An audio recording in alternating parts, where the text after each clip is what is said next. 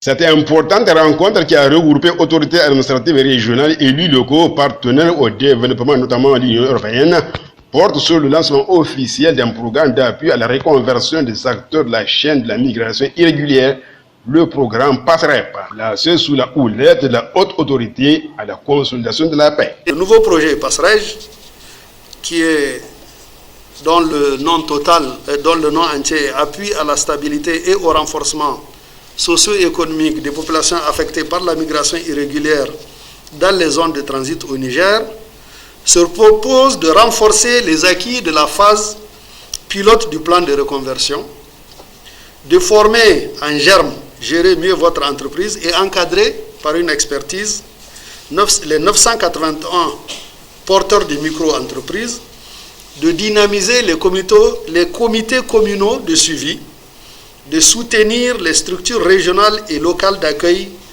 et de rapatriement des Nigériens refoulés en Algérie. Ce programme a d'autres composantes que Madame l'ambassadeur a citées, donc je ne vais pas reciter.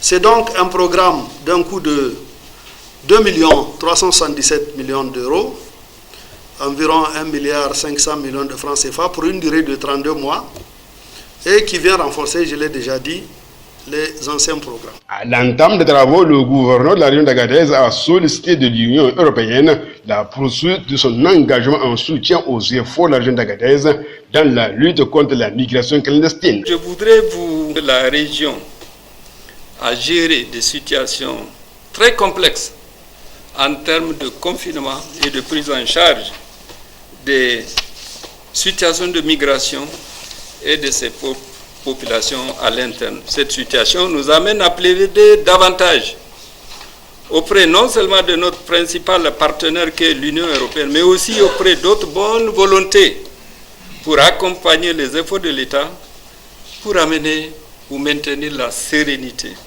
et la quiétude sociale dans cette région d'Agadez.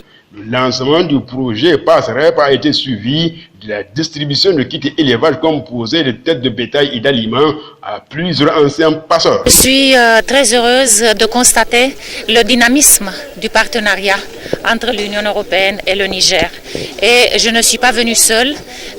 J'avais à mes côtés le chef de mission UCAP Sahel de l'Union européenne ainsi que des collaborateurs de la délégation qui sont des acteurs actifs dans ce travail. Il faut enfin noter que le nouveau programme rentre dans le cadre du plan d'action à impact économique rapide de la région d'Agadez, PAERA, dans sa phase 2, financée par l'Union européenne.